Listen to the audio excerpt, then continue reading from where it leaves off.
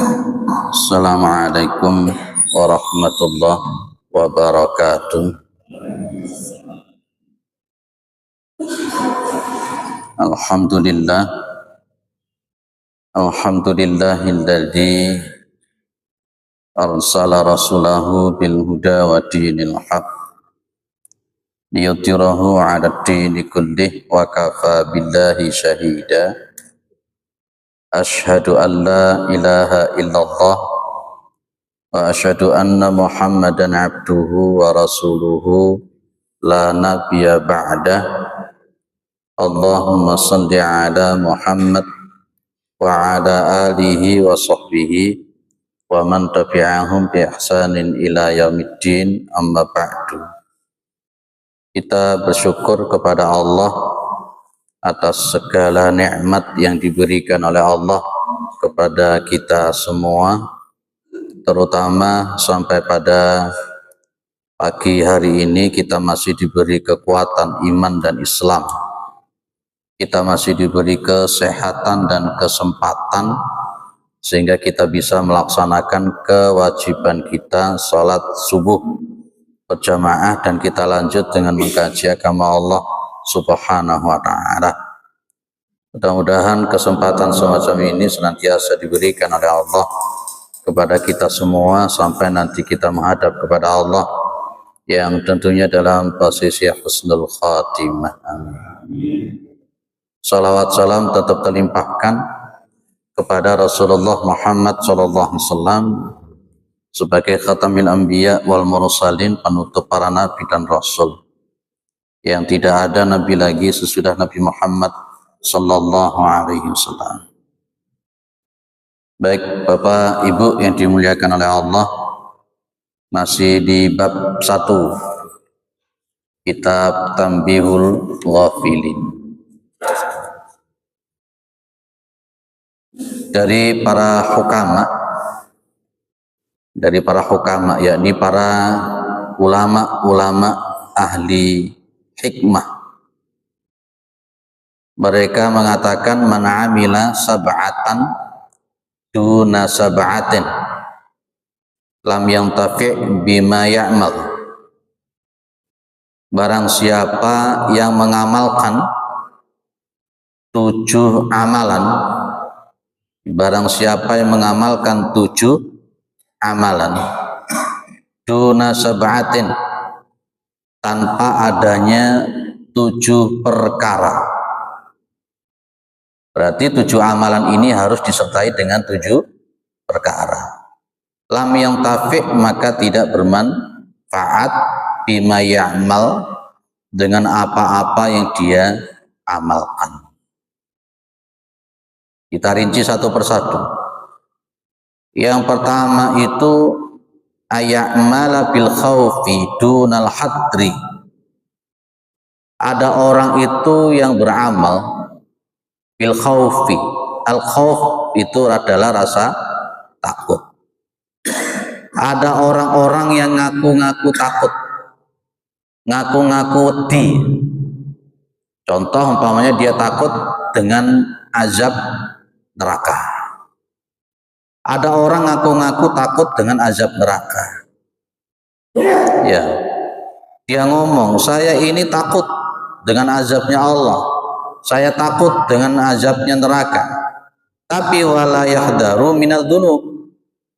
Tapi dia itu tidak berhati-hati di dalam perkara-perkara yang hubungannya dengan dosa-dosa dan maksiat. Ini hampir mirip ketika Abu Bakar As-Siddiq itu menyebut, saya itu heran ya dengan orang yang katanya takut dengan neraka tapi dosanya melaku terus. Mirip dengan seperti itu. Ada orang bilang saya takut sama neraka, saya tidak mau masuk ke dalam neraka, tapi maksiat jalan terus. Hal yang semacam ini tidak memberikan manfaat. Rasa takut yang semacam itu tidak memberikan manfaat sama sekali. Seharusnya kalau dia memang takut dengan azabnya Allah, dia takut dengan azabnya neraka, seharusnya dia lebih berhati-hati tentang masalah maksiat-maksiat, masalah dosa-dosa. Kanjeng Nabi menggambarkan antara orang fajir, orang yang rusak, dengan orang mukmin yang berkenaan dengan masalah maksiat itu seperti, ya, kalau orang rusak itu dosa itu seperti lalat yang nemplok di hidung. Ya, kalau ada lalat yang nemplok di hidung itu cuma diginikan saja. Lah ini orang yang fajir berkenaan dengan dosa, berkenaan dengan maksiat. Orang fajir, orang yang rusak itu cuma seperti itu, berkenaan dengan dosa. Kok dong-dongnya ngomong ini, engko ae tobat si nom, engko ae tobat. Orang yang mengatakan nanti saja bertobat, kalau dalam pandangan saya orang seperti ini sok-sokan, padahal dia tidak tahu umurnya itu tinggal berapa, tidak tahu. Wis nanti saja kita tobat menunggu tua, lah turun tua wis mati, tidak boleh begitu. Maka kalau kita takut sama neraka, yuk ayo dijauhi neraka itu. Ibu bapak, yang digambarkan oleh Allah neraka itu piye toh? Siksaan neraka yang paling ringan itu kan ketika ada orang dikasih sendal dari api neraka, otaknya mendidih, otaknya umep, itu kan siksaan neraka yang paling ringan, paling ringan. Dan nanti juga ada neraka yang disebut sakor, ma salakakum fi sakor. Ya, apa sih yang membuat kamu itu masuk ke dalam neraka sakor, kata Allah Subhanahu wa taala. Jawabannya orang yang di dalam neraka sakor itu dia bilang, lam naku minal musallin. Ya, saya ini bukan termasuk orang yang melakukan sholat. Ternyata orang-orang yang memang tidak mau sholat itu disediakan neraka khusus, namanya neraka sakor. Ayo kita hati-hati. Jadi kalau ada orang ngaku-ngaku wedi, takut, tapi dia tidak berhati-hati, maka itu namanya sesuatu yang tidak berfaedah, tidak bermanfaat. Yang nomor 2, ayamala birroja'i duna tolabi. Roja itu apa tuh Bu, Bapak? Roja itu mengharap-harap, duwe karep, cita-cita. Ada orang itu punya kehendak, ada orang itu punya keinginan, ada orang itu punya cita-cita. Tapi donat tolabi, dengan cita-cita semacam itu, dengan harapan semacam itu, dia tidak ada upaya untuk mencari, tidak ada upaya untuk mendapat. Lah maka yang semacam ini, dia ini tidak mendapatkan apa-apa, tidak bermanfaat, lam yantafi'u maqalatu syai'an. Contoh, saya ingin masuk surga Pak, ya, saya ingin masuk surga, tapi sholatnya gak budal-budal. Saya ingin masuk surga, tapi ibadahnya gak melaku-melaku, podoai karo gorowan. Kalau tadi karena takut ke dalam neraka, takut dimasukkan neraka, yuk ayo hati-hati. Maksiat-maksiat ditinggalkan. Maksiat yang paling berat untuk tobatnya itu adalah maksiat dosa-dosa sosial. Kalau kita dosanya itu vertikal kepada Gusti Allah, gampang. Istighfar, nyesel, gak ngulangi, diampunkan. Tapi kalau dosa-dosanya itu hubungannya dengan dosa sosial, dolimin orang, nyakitin orang, itu harus ditambah 1. Kalau tadi istighfar, kemudian menyesal, tidak mengulangi, yang nomor 4 harus meminta maaf kepada orang yang didolimi. Dan Allah tidak akan memberikan maaf sebelum dia meminta maaf kepada orang yang didolimi. Kalau ternyata sebelum dia meminta maaf kok mati duluan, mohon maaf, maka dosa-dosanya orang yang didolimi atau pahala-pahala dia itu diberikan kepada orang yang didolimi. Contoh, jenengan sholat katakanlah pahalanya ada 100.000, kemudian yang didolimi ada 200.000, berarti kurang piro saja nih? 100.000. Pahala jenengan yang 100.000 tadi habis diberikan kepada yang didolimi. Loh, itu jenenge Nabi, kata Nabi muflis, bangkrut. Dia sholat, dia puasa, dia zakat, apapun nih, tapi ternyata nanti hanya diberikan kepada orang yang didolimi, yang dia mati belum minta maaf. Maka betapa banyak orang-orang yang su'ul khotimah. Nah, betapa banyak orang-orang yang su'ul khotimah diakibatkan oleh akhlaknya yang tidak baik kepada sesama.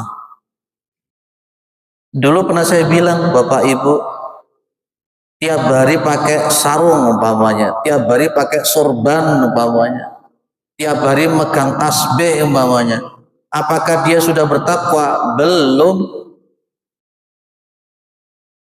Mau pakai sorban gede, mau pakai gamis, mau pakai jenggot panjang, itu kan hanya sebatas aksesoris kalau tidak dibarengi dengan perilakunya. Maka Al-Qur'annya bilang inna sholata tanha anil fahsya'i wal munkar. Sesungguhnya sholat itu bisa mencegah perbuatan keji dan mungkar. Seharusnya semakin banyak sholatnya, semakin banyak wiritannya, semakin banyak puasanya, semakin banyak ngajinya, seharusnya perilakunya semakin baik. Itu clear ya? Lek kepingin mlebu surga, yo ayo bareng-bareng golek. Pak Ustadz bisa masuk surga, saya sendiri juga merasa masih belum pantas untuk masuk surga. Apa yang bisa kita jonggolkan untuk masuk surga? Apa jonggol ini? Apa yang bisa kita andalkan untuk bisa masuk surga? Pak, saya sholat, saya bisa masuk surga. Si tak takoni, sholat sing model kaya apa? Padahal Gusti Allah mengatakan fawailul lil musallin, celaka bagi orang-orang yang melakukan sholat, alladzina hum an sholatihim sahun, yang mereka di dalam sholatnya itu sahun, lalai. Mulai takbiratul ihram pertama sampai salam kadang ora eling gelas, gelam biar tidak karu-karuan. Sampai seringkali kalau sholat itu tidak tahu sudah sampai rokaat berapa. Sudah rokaat ketiga bingung, iki mang rokaatnya piro yo. Kan sering begitu toh kita ini kadang. Hati-hati.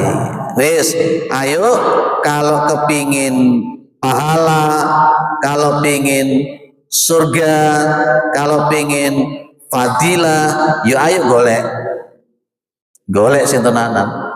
Ndak bisa ujuk-ujuk baru teko dhewe ora iso. Apa dikira kita mek turu tok baru iso mlebu surga ngono gitu. Nah, Ibu, Bapak, amalan sing paling memudahkan masuk surga itu apa toh? Amalan yang paling memudahkan orang masuk surga itu thalabul ilmi. Itu yang paling gampang. Kenapa bisa begitu? Orang itu kalau sholat, tapi kalau tidak dibarengi dengan ilmu, kira-kira sholatnya bisa diterima. Kalau orang itu melakukan suatu amalan tanpa dibarengi ilmu, terus kira-kira amalannya itu bagus apa enggak, diterima atau enggak, karena tanpa ada ilmu, enggak ngerti dia. Makanya Nabi bilang, man salaka tariqan yaltamisu fihi ilman, sahalallahu bihi tariqan ilal jannah. Barang siapa yang menempuh suatu jalan untuk menuntut ilmu, maka Allah itu akan memudahkan dengan dia itu jalannya menuju surga. Ya lungguh ngene iki, duduk seperti ini mengkaji agamanya Allah, Ini yang kita sebut dengan Riyadul Jannah, taman-taman surga yang memudahkan kita masuk ke dalam surga. Tapi lek gak tahu gelem ngaji, lek gak tahu masuk ke majelis taklim, terus piye ilmune? Terus ibadahnya gimana, kayak apa? Nggak bisa begitu, nggak bisa begitu. Suatu saat ada orang sholat, ibu, bapak, di hadapan Nabi. Begitu sholat, setelah sholat ngadep ke kanjeng Nabi. Begitu ngadep ke kanjeng Nabi, Nabi ngomong apa? Sholat lagi, kamu belum sholat. Ya bingung tuh orang ini. Wong sudah sholat di hadapannya kanjeng Nabi kok diarani durung sholat.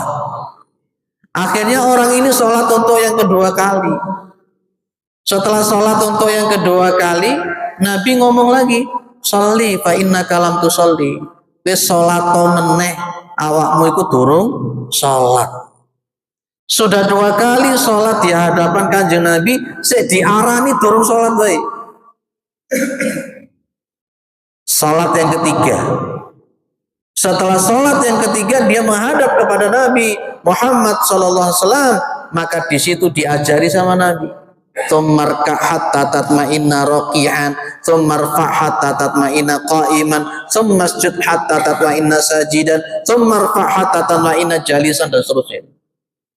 Ternyata orang ini tadi sholatnya tanpa ilmu sehingga tidak mengerti bagaimana cara sholat yang benar. Nabi bilang sholat lagi, kamu belum sholat. Loh, itu fungsinya ilmu. Ada orang sholatnya 100 rakaat tapi tanpa ilmu. Yang satu sholatnya cuma 2 rakaat tapi pakai ilmu, ngerti dia mana sunnahnya, mana rukunnya, siapa Tuhan yang disembah, apa makna daripada filosofi gerakan-gerakan dan sebagainya. Yang sini 100 rakaat, yang ini 2 rakaat, pahalanya masih banyak yang 2 rakaat. Sampai segitunya Allah Subhanahu wa taala. Bahkan Rasulullah Muhammad SAW mengatakan fadlul alim 'alal 'abid, keutamaan orang yang punya ilmu dengan orang yang hanya ahli ibadah tanpa ilmu, kafadli ala adnakum, seperti keutamaanku dengan orang yang paling rendah di antara kalian.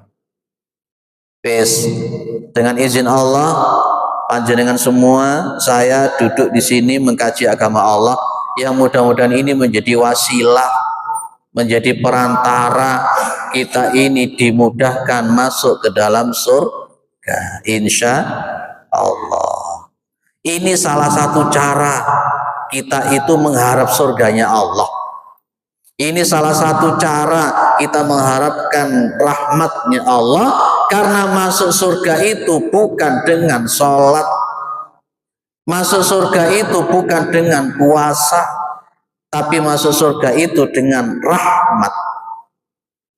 Riwayat Bukhari ngomong gini lah, kalau saya menyampaikan hadis ini jenengan ojo pure dhisik. Nabi bilang apa? La yadkhula ahadukum al-jannata bi amalihi. Kalian tidak akan bisa masuk surga dengan amalnya. Lupa lek ngono aku salat gedung-gedung ngene iki, salatku gak iso mlebokno ke surga. Betul memang. Kecuali kalau salat jenengan bisa mendatangkan rahmat. Tapi kalau sholat jenengan tidak mampu untuk mendatangkan rahmat, jangan harap sholat jenengan bisa memasukkan surga. Pasti akan muncul pertanyaan, iya Pak, supaya sholat itu bisa mendatangkan rahmat. Nah, itu yang perlu dicari, Pak. Ya apa caranya puasa saya bisa mendatangkan rahmat? Gimana caranya sholat itu bisa mendatangkan rahmat? Gimana caranya saya di masjid Muhajiri dapat rahmat? Itu mesti ada sesuatu hal, ada cara-cara tertentu, dan itu yang harus kita cari. Kadangkala nuwun sewu, orang itu kalau sudah ibadah, penyakitnya itu kemelinti. Penyakitnya itu kemelinti, sok-sokan. Apa sok-sokan? Wong aku sholatku wis akeh kok, pahalaku wis akeh, laku benisuk nang muhajirin jamaah pahalaku wis akeh, aku mlebu surga iki. Padahal belum tentu jamaahnya dia, sholatnya dia mendatangkan rahmatnya Allah. Oke, clear ya? Masya Allah. Maka nikmat Tuhanmu yang manakah yang kalian dustakan? Fabi ayyi ala rabbikuma tukadziba. Nikmat yang paling besar, nikmat yang paling gede itu nikmat iman Islam, nikmat sehat dan nikmat sempat. Jenengan mau Islam mau iman, tapi sama Allah tidak diberi kesempatan, tidak mungkin datang ke muhajirin. Jenengan punya kesempatan datang ke muhajirin, tapi jenengan tidak punya nikmat sehat, loro. Itulah nikmatani maghbunun fihi makatsirun minan nas, dua nikmat yang banyak manusia itu tertipu di dalam dua nikmat itu. Apa itu? As-sihhatu wal faragh, nikmat sehat, nikmat kesempatan. Ya, baik, mudah-mudahan saya ulang lagi, mudah-mudahan duduk kita pagi ini kita mengkaji agama Allah yang kita lakukan ini sampai nanti syuruk, mudah-mudahan mendatangkan rahmat dan menjadi wasilah perantara kita nanti masuk ke dalam surganya Allah Subhanahu wa taala. Amin. Lanjut, wasalitsu bin niyati dunal qasdi, yakni yanwi bi qalbihi ayya'mala bi ta'ati wal khairati wala yaqsidu bi nafsihi lam yantafi'u niyatu syai'an. Ada orang itu punya niat, cuman niat saja, tapi tidak ada kemauan untuk melakukan niat yang dia lakukan. Ya, saya bagi di sini. Masalah hati itu ada 5. Ada hajis, ada khotir, ada hadisun nafsi, ada ham, ada azm. 5. Yang hajis, khotir, hadisun nafsi ini tidak dapat pahala. Tidak dapat pahala. Contohnya hajis, khotir itu kira. Kalau namanya hajis itu kan sesuatu yang cuma terlintas dalam hati, seret. Apa jadinya itu ya? Kerentak. Cuma hanya kerentak, seret, aku tak ngaji nama muhajirin. Ini namanya hajis. Kalau khotir sudah naik sedikit, terlintas, aku tak sholat nama muhajirin, seret, sudah terlintas, terbayang. Oh, muhajirin ini kayak gini. Kalau hadisun nafsi kerentek, seret, aku tak ngaji nih muhajirin, terbayang ustadz, oh gini nanti ngaji begini. Sudah mulai muncul, dilakukan enggak, dilakukan enggak, dilakukan enggak. Itu namanya hadisun nafsi. Dan ini belum dapat apa-apa.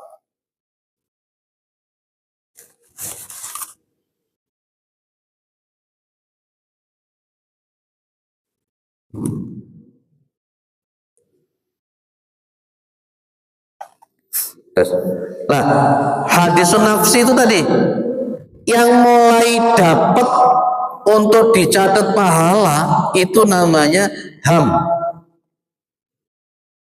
Makanya Nabi mengatakan man hamma bi hasanatin falam ya'malha falahu hasanatun. Barang siapa yang punya ham untuk melakukan kebaikan dan dia ada uzur syar'i, sehingga dia tidak melakukan kebaikan tadi, dia dapat 1 pahala. Tapi itu namanya ham. Ham itu yang gimana, Pak? Ham itu sudah mulai kerentek, sudah mulai dibayang nih, Persentase untuk melakukan lebih tinggi daripada tidak melakukan. Jenengan mau ngaji wis bismillah aku tak ngaji ngeresi iati. Begitu kate budal ternyata ada tamu, tidak mungkin tamunya diusir. Akhirnya jenengan menemui tamu, maka jenengan sudah dapat pahala melok pengajian. Itu namanya ham. Dan ini namanya ajrun niyati. Lebih tinggi lagi namanya azm. Kalau namanya azm itu 100% tekad bulat untuk melakukan. Itu namanya azm. Lebih tinggi daripada ham. Jenengan tadi ngaji ke sini itu yang mana? Ham atau azm? Azm. Maka pahalanya azm jauh lebih tinggi daripada ham. Tapi lek ngomong ini, daripada neng omah nganggur, aku tak namu hajirin wis, tak lungguh, tak golek sendenan, tak sembujung, tak merem. Ngono kuwi entuk apa ndak? Ini masuk yang kategori apa? Bedakan antara ham dengan azm. Kalau namanya ham sama azm wis punya keinginan kuat, aku tak ngaji. Oh ya wis, disiapkan kertas, tak nyatet. Lek gak nyatet ya wis dirungokne, dibuka kupinge, dibuka mripate, dibuka irunge, lambene ditutup plek. Lah ini namanya ham. Namanya azm. Tapi mek syukur pokoknya tak teko wis bah krungu bah ora wis pokoke aku tak tinglur itu pahala kok. Bener itu pahalanya memang. Tapi kapasitasnya jauh dari orang-orang yang punya azm dan ham. Ini namanya niat. Kalau ada orang itu cuman hajis, ada cuman khotir, cuman kerentek, tapi tidak ada kemauan untuk melakukan itu, tidak manfaat. Tidak ada manfaat. Wong sing nyatet durung karuan eling, apa maneh sing gak nyatet. Sing serius durung karuan eling, apa maneh sing gak serius. Saya ngaji di mana-mana itu mengkritisi cara ngajinya kita. Kenapa sih hari ini ngaji, mungkin beberapa hari itu sudah lupa semua. Saya seringkali merekom pakai metodenya sahabat Abu Hurairah. Saya tanya, Abu Hurairah itu sama Abu Bakar masuk Islamnya lebih dulu Abu Bakar. Pertanyaannya, hadisnya Nabi yang disampaikan oleh Abu Hurairah dengan Abu Bakar lebih banyak Abu Hurairah. Ini Abu Hurairah itu masuk Islamnya belakangan. Tapi hadis-hadis yang diriwayatkan oleh Abu Hurairah itu banyaknya luar biasa. Kenapa bisa begitu? Abu Hurairah itu sudah punya azm, kerentek azm, kemauan, pokoknya kudu ngintil terus karo Kanjeng Nabi. Abu Hurairah itu kenapa hadisnya jauh lebih banyak dari para sahabat yang lain? Abu Hurairah itu ahli suffah, hidupnya didedikasikan kepada Nabi. Terus kemanapun Nabi pergi, dia akan selalu ikut dan selalu mencatat apapun yang keluar dari ucapannya Nabi, yang keluar dari apa yang dilakukan Nabi. Dan nanti malamnya oleh Abu Hurairah akan dihafalkan kembali, akan disusun kembali. Itu Abu Hurairah.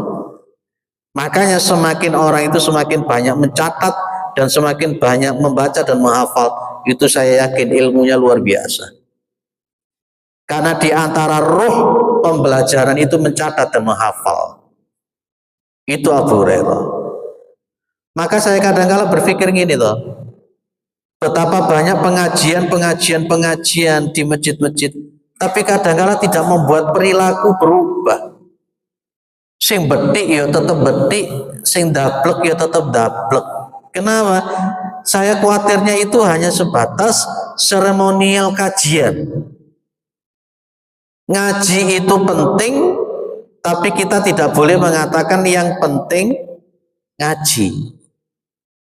Sholat itu penting, tapi kita tidak boleh mengatakan yang penting sholat. Itu sudah berbeda total. Berbeda total. Baik, berarti niat itu kudu diazamkan untuk dilakukan. Kayak sama orang itu mengucapkan kalimat insya Allah. Ya, dia bilang insya Allah. Kamu nanti datang ke rumah saya ya, insya Allah. Mohon maaf, bibirnya mengucapkan insya Allah, tapi hatinya tidak ada keinginan untuk datang. Itu tidak boleh, Ibu. Itu sama artinya menggunakan nama Allah untuk menutupi ketidakmauannya itu. Lebih baik lek gak iso teko ngomong wae. Nuwun sewu aku kok ono ngene aku gak iso teko. Itu jauh lebih baik daripada bilang insya Allah tapi hatinya itu niat tidak datang. Clear ya Bu, Bapak? Kalau kita sudah berani kata insya Allah, hatinya harus punya azam untuk melakukan yang dibilang insya Allah tadi. Harus begitu. Lah kebanyakan kita enggak begitu. Ya, nanti kita ketemuan di ini, insya Allah. Dondongnya gak teko, karena sejak awal niatnya sudah tidak datang. Itu tidak boleh. Itu mempermainkan nama Allah. Wes ya, maka niat yang baik itu salah satu syarat masuk ke Shiratal Mustaqim. Di dalam kitab Ad-Da'wa Dawa itu Ibnu Qayyim Al-Jauziyah menyebut niat yang benar, iradat yang benar itu syarat untuk dapat Shiratal Mustaqim. Kalau orang itu niatnya gak benar, kalau orang itu irodahnya gak benar, dia tidak akan bisa dapat Shiratal Mustaqim. Berarti bagaimana Bapak Ibu? Segala sesuatu itu harus diawali dengan niat yang baik. Innamal a'malu binniyati wa innamal likulli imri'in ma nawa. Masih ingat ada seorang laki-laki yang dia itu hijrah dari Mekah ke Madinah. Padahal perjalanannya itu ratusan kilometer. Ekstrim. Perjalanan yang ekstrim. Penuh dengan padang pasir, hawa yang semacam itu, seratusan kilometer, dia tidak dapat apa-apa, tidak dapat pahala apapun. Dia karena hijrahnya ke Madinah karena ingin mendapatkan seorang wanita, maka dia hanya dapat seorang wanita tapi tidak dapat pahala sama sekali. Eman-eman. Orang itu kalau niatnya gak bener itu eman. Termasuk niat yang gak bener yang disebut dasisul qalbi, ya, niat yang gak bener yang disembunyikan di dalam hati itu disebut dasisul qalbi. Mohon maaf, itu pun menjadi sebab su'ul khotimah. Jadi kalau jenengan pengen husnul khotimah, di antaranya niatnya kudu bener. Kalau kepingin tetap di Shiratal Mustaqim, berarti yang dilakukan lebih dulu noto atine, noto niatnya dhisik. Itu clear ya. Ada yang didiskusikan sebelum saya lanjut? Dia dua arah. Sudah mulai ngantuk atau sudah mulai panas? Monggo, nggih. Waalaikumsalam warahmatullahi wabarakatuh. Saya pernah mendengar kajian yang kalau Muslim itu selama kita ada niat itu sudah dapat pahala. Tapi kalau kita akan melakukan kejelekan atau kejahatan, tidak ada niat untuk melakukan kejahatan, tapi belum terlaksana, itu belum ada tidak mendapat pahala atau tidak mendapat dosa. Lalu kalau kita sudah melakukan kejahatan, nah statement yang tadi kalau hanya sudah punya, artinya belum ada pahala. Lalu kalau kita melakukan baik, itu hadis Nabi Bapak, itu riwayat sahih. Tapi ingat di situ Nabi pakai hamma. Man hamma bi hasanatin falam ya'malha falahu hasanatun. Dan nanti ada kalimat lagi, man hamma bi sayyi'atin falam ya'malha falahu hasanatun. Kalau ada orang yang punya ham, saya lagi balik ke ham tadi.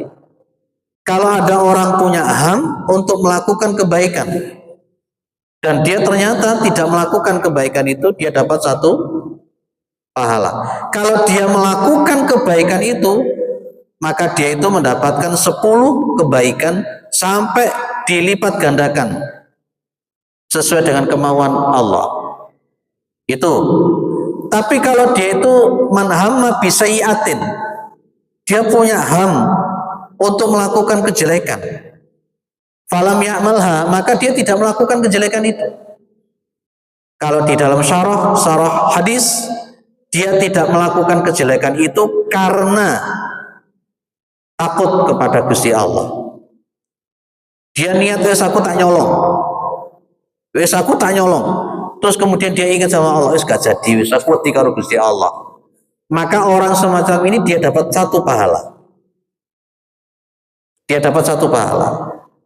Jadi saya ulang, kalau jenengan punya ham melakukan kebaikan, tidak dilakukan dapat satu, kalau dilakukan dilipat gandakan jadi 10 kebaikan bahkan lebih. Tapi kalau kalau hamnya jelek, melakukan hamnya jelek dan dia tidak melakukan kejelekan itu, dia dapat satu pahala. Dan andai kata dia melakukan kejelekan itu, dia dapat satu dosa. Berarti akan di pahala karo dosa. Banyak pahala, betul Pak, banyak pahala.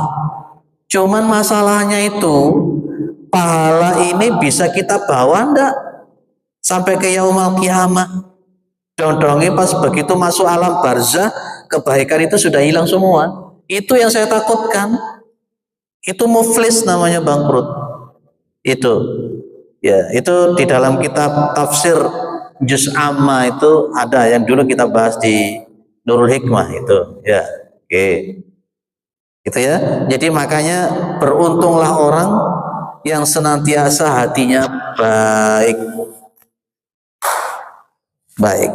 Maka dulu pernah juga saya bilang, orang su'ul khotimah, husnul khotimah ditentukan kebiasaan-kebiasaan yang ada di dalam hatinya juga. Orang biasanya akan dimatikan sesuai dengan kebiasaannya. Orang itu rata-rata dimatikan oleh Allah sesuai dengan kebiasaannya dia. Itu jawaban saya. Ada yang lain? Ibu? Ada? G.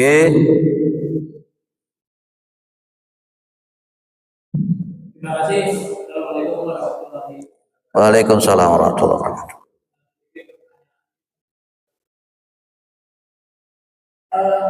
Di negara minoritas di Korea ada orang Islam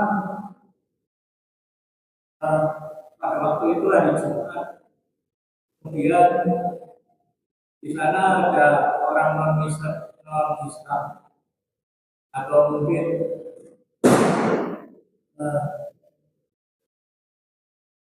caranya itu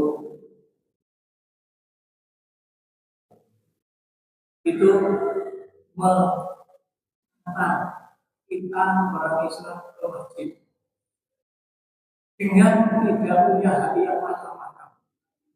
Saya menolong saja untuk pergi ke masjid. Kemudian di tempat lain ada orang Islam hari Minggu mengatakan ke gereja, hatinya sama. Saya tidak punya pengen di alam, saya tidak ingin pahala dan lain sebagainya. Hatinya sama. Dalam hal ini mana yang baik? Terima kasih. Assalamualaikum warahmatullahi wabarakatuh. Baik. Yang mengantarkan ke masjid tadi orang Islam, orang Kristen. Orang Kristen mengantarkan ke masjid, mengantarkan orang Islam. Kemudian ada orang Islam mengantarkan ke gereja. Baik. Di dalam agama kita itu ada lakum dinukum waliyadin. Kita dilarang untuk toleransi yang kebablasan.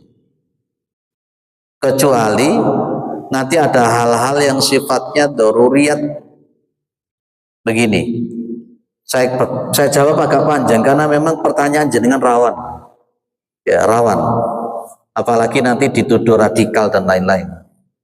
Apalagi nanti dituduh tidak toleransi gitu. Saya jawab hati-hati betul. Suatu saat Kanjeng Nabi didatangi sama orang-orang jahiliyah pada waktu itu. Terus Muhammad, nanti 1 minggu ini, 2 minggu ini kamu ngikut kami. Ya, kamu ngikut kami. Nanti 2 minggu berikutnya aku ngikut kamu. Ya kan? Artinya apa itu? Sinkretisme. Nabi Muhammad diajak untuk toleransi. Wis 2 minggu iki wis karo aku, wis aku ngene awakmu elak aku ngene. Nanti 2 minggu meneh aku tak melu awakmu. Akhirnya turun ayat, surat langsung jadi satu. Qul ya ayyuhal kafirun la a'budu ma ta'budun dan seterusnya. Artinya Kanjeng Nabi dilarang. Karena Islam punya prinsip. Jadi masalah akidah dengan muamalah tidak boleh dicampur. Silahkan Anda beragama. Saya tidak akan mengganggu agama Anda. Tapi kalau masalah akidah saya tidak ikut-ikut dengan Anda. Gambarannya begitu. Kemudian, Pak, ini saya mengantarkan dia ke gereja tidak ada niat apa-apa. Hanya bersih menolong karena dia memang kepepet, dia ingin menjalankan agamanya. Dia ingin menjalankan agamanya dan dia tidak ada satupun yang bisa menjadi wasilah untuk datang ke sana kecuali dia seorang muslim yang mengantarkan ke sana. Jadi istilahnya darurat dan tidak ada niatan apapun. Tidak ada niatan apapun. Maka yang semacam ini boleh atau tidak? Ini menjadi polemik di negara kita terutama. Saya memakai sebuah prinsip lakum dinukum waliyadin tadi. Lakum dinukum waliyadin. Kalau hanya sekedar muamalah, monggo. Tapi kalau itu ranahnya sudah sampai akidah, tidak. Itu jawaban diplomatis saya. Jenengan akan memahami apa jawaban saya itu. Mana yang kalau jenengan bertanya, mana yang baik? Begini Pak, kalau dikatakan antara orang non-muslim dengan yang muslim tadi, mana yang baik? Saya ingin mengatakan bahwa dua-duanya itu tidak baik. Saya berani mengatakan begitu, dua-duanya tidak baik. Dua-duanya tidak baik. Ada non-muslim dia melakukan kebaikan. Kalau Al-Qur'annya bilang innallaha la yaghfiru ayyushraka bihi wa yaghfiru ma duna dzalika liman yasha. Sesungguhnya Allah tidak akan mengampuni dosa syirik dan Allah akan mengampuni dosa selain syirik bagi yang dikehendaki. Dan juga Al-Qur'annya mengatakan kasara biqiatin yahsabudum anuma'an. Amalan-amalan orang yang menyekutukan Allah itu seperti fata morgana, ketika ada orang melihat dari kejauhan seperti ada air, tapi begitu didekati tidak ada air. Termasuk Abu Thalib itu kan orang yang paling berjasa kepada Islam, ngeramut Nabi sejak usia 8 tahun sampai jadi Nabi. Abu Thalib masuk surga apa neraka? Neraka. Padahal Abu Thalib itu orang yang paling berjasa terhadap Islam. Kenapa? Karena dia menyekutukan Allah. Sehingga orang yang menyekutukan Allah, dia melakukan amalan itu sama Allah tidak dianggap. Jadi tidak baik. Orang yang kedua, dia paham ini akan melakukan ibadah yang menyekutukan Allah. Sementara prinsip di dalam Islam tidak boleh menyekutukan Allah, walaupun dia tidak ada niat apa-apa, tapi memberikan wasilah untuk penyembahan kepada selain Allah. Maka saya mengatakan lebih baik dihindari. Kecuali nanti ada sesuatu yang daruriyat. Sesuatu yang daruriyat, sangat-sangat terpaksa yang tidak mungkin kalau tidak dilakukan. Itu yang kemudian disebut dengan ad-daruratu tubihul mahdurat. Pas ketika ada seorang sahabat dipaksa untuk mengatakan aku beriman kepada Lata, Manat, Hubal, Lazza, Uzza, ya, dia hanya mengatakan iya, tapi hatinya tetap Allah Subhanahu wa ta'ala. Dia kemudian dimakfu oleh Allah Subhanahu wa ta'ala. Itu karena darurat, bukan karena konteks biasa-biasa seperti ini. Clear ya Pak? Itu saja. Makanya memang dua-duanya saya katakan, kalau ditanya mana yang baik di antara dua, saya katakan dua-duanya tidak baik. Itu aja. Cukup ya? Sudah masuk surut? Sudah. Tes, mudah-mudahan kita ini senantiasa dirahmati oleh Allah, diridhai oleh Allah. Jangan dibatalkan pahala amal kita dengan akhlak yang jelek. Ya, jangan dibatalkan pahala amalan kita dengan akhlak yang jelek. Dan juga jangan batalkan pahala amalan kita dengan menyekutukan Allah. Itu saja. Mudah-mudahan kita ini husnul khotimah. Ya, mudah-mudahan kita ini masuk surga. Mudah-mudahan rumah tangga kita sakinah mawaddah warahmah. Mudah-mudahan anak-anak kita juga anak-anak yang saleh dan salehah. Mudah-mudahan kita ini diistiqomahkan di dalam kebaikan-kebaikan. Mudah-mudahan kita dimudahkan untuk senantiasa melakukan peribadatan kepada Allah Subhanahu wa ta'ala. Dan mudah-mudahan ketika nyawa dicabut, sang malaikat mengatakan, ya ayyatuhan nafsul mutmainnah irji'i ila rabbiki radiyatan mardiyah fadkhuli fi ibadi wadkhuli jannati. Subhanakallahumma wa bihamdika asyhadu an la ilaha illa anta astaghfiruka wa atubu ilaik. Assalamualaikum warahmatullahi wabarakatuh.